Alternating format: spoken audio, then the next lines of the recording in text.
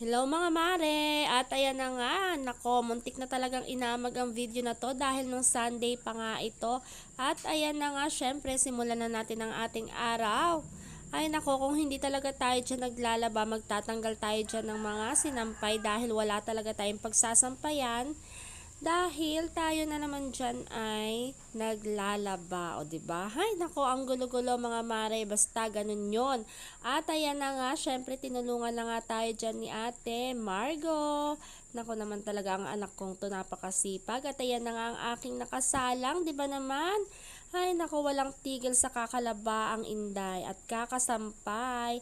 At ayan na nga't napapasayaw-sayaw pa nga ako dyan dahil nga dumaan yung tricycle dito na napakalakas naman talaga ng kanyang music. O, diba? Party-party habang nagsasampay Mars. Ganun yun. At habang ang nanay ay naglalaba, meron naman siyang anak na nagtitiktok. Nako, talaga naman ang aking panganay for the TikTok talaga.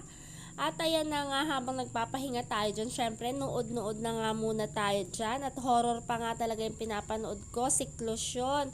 Nako, lumang movie na nga yan sa Netflix. At ayan na nga, syempre for the lambing-lambingan muna tayo dyan. Habang tayo ay nagpapahinga dahil mamaya tuloy na naman ang labanan. At ayan na nga, kinahapunan tayo dyan ay maglilinis ng ating kwarto. Diyos ko, dahil hindi na yan kwarto, dahil panay talaga agyo na ang nakikita ko dyan. Syempre malalanghap na yan ang ating tutoy. Kaya naman talaga kahit tinatamad ako, sige na nga lang. Magtrabaho na nga lang talaga, maglinis-linis, magtanggal-tanggal ng alikabok. O diba tayong mga nanay talaga walang katapusan. Yung nakapag-desisyon ka na hindi ka magtatrabaho pero yun pala meron, 'di ba? Alam niyo yun, nakaka-relate kayo doon. Yung sinasabi natin na, "Hay nako, hindi na muna tayo magtatrabaho." Pero mamaya-maya, meron ka na namang maiisip na gawin. Ay, naku talaga namang hindi tayo nauubusan dyan, di ba mga Marcy? At ayan na nga, syempre naman, masarap naman talaga sa pakiramdam kapag natanggal yung mga alikabok na yan. Nako, ang sarap-sarap ng huminga. Nako, talaga kasi ang dami-dami naman talagang gamit dyan sa kwarto namin yan. Ewan ko ba kung bakit, padami ng padami, pabawas ng pabawas, tapos mamaya meron na naman darating na dadagdag. Ay nako, ewan ko, ganun na talaga yun mga Marcy.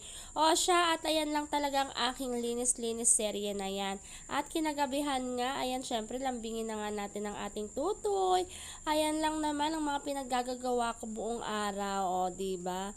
At ayan na nga, nakapagprito pa nga ng itlog ang aking ate dyan at nakapagsangag pa siya. Yan daw ang kanyang dinner. At ayan lang. Salamat sa panonood.